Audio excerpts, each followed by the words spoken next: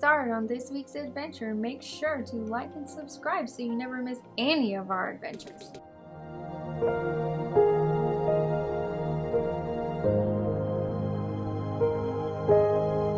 Welcome to 7 Mile Hills Sanctuary. We want to thank everybody who has been following us and who has subscribed to our channel. We want to talk about something that is really important that has infected everybody in the U.S. as well as abroad: suicide and opioid overdose. There has been one suicide worldwide every 40 seconds. That's too many, with the worst being in the impoverished countries being the highest number out of the top 10. And you'll see that list will roll by.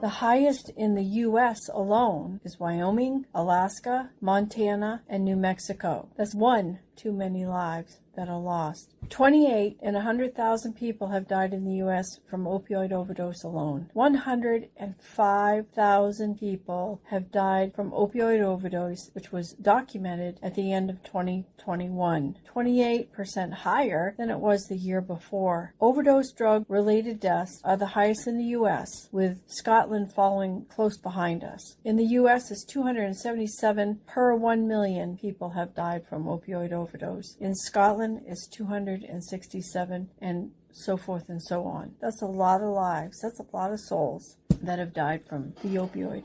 And a lot of lives, just as many or darn close, for suicide. Suicide impacts every household that it hits, not just the loss of a life, but the weight that it carries and impacts the whole family, friends included. So there is a generation that has succumbed to this horrific. It's a loss. It's a void of what is designed for mankind. And, we have a purpose and there is a hope. And so whether it's suicide or whether it's overdose, people are trying to find a reason of escape because of pain, because of other issues that bring up whatever strife or hardships in life they have no understanding about how to deal with, nor people in their lives that care to help them try to understand or, come with love and understanding. We're not here to give advice. We're not here to rewrite the record books or give some statistical insight of, how much we know about it. What we do know is that there is hope. It's found in Christ. For those that have faith, they should encourage and admonish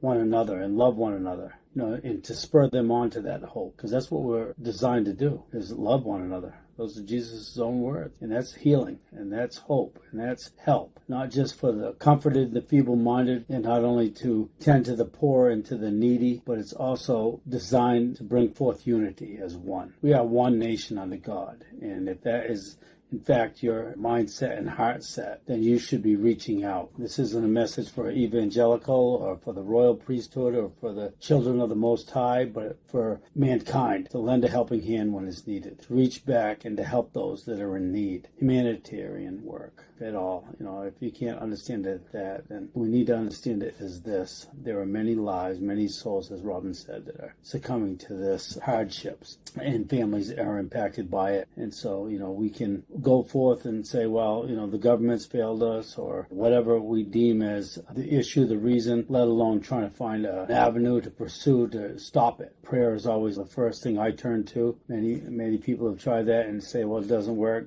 God doesn't care. God has left, us, maybe curse this nation. And, I'll say it again, there's still purpose, there's still love, and there's still a remnant. We need to reach out as the hands and the feet of Christ in this body, on this earth. We need to do our part. Care enough to give. Give your life, give your prayers, give your time to those that are suffering so that they don't lose hope or lose their lives. For all that are viewing this right now and listening, Lord knows my heart. We're no different from anybody else. We've lost loved ones just like yourself, and we're beseeching this nation to come alive and care. and love. Thank you. Anybody out there, if you're struggling, if you're contemplating these thoughts of suicide or overdose, because like Lance had mentioned, you feel like you don't have any family there to back you up, you don't have somebody you can talk to, we encourage you to please reach out to your local clergy, treatment centers, anything. Just reach out to a good friend, somebody. Reach out to them and tell them where you're at. We encourage you to please understand and realize that you do have purpose. There is a hope, like Lance said. There is a reason why God put air into your lungs and you came into this world. Please reach out. We'll also display the 1-800 suicide line, but please reach out to somebody. Don't just give up. We've all gone through some pretty rough times in our life where we could have said, forget it. We could have done that, but we chose to plug on through. Our story is not your story. We understand that. We understand that we may never have walked in any kind of path or your shoes ever. Our journey is totally different from yours, but it doesn't matter. Your life matters. And it doesn't matter who you are, what your skin color is, what your nationality is. Your life matters. That's right. All lives matter. And for anybody out there that is wondering about how to get to a phone to make a call or whatever, listen, you don't have to. You can call long distance. Won't cost you a dime. Phone to heaven's open 24/7, 365. Jesus said, call out to me and I'll hear you. God bless. God bless you.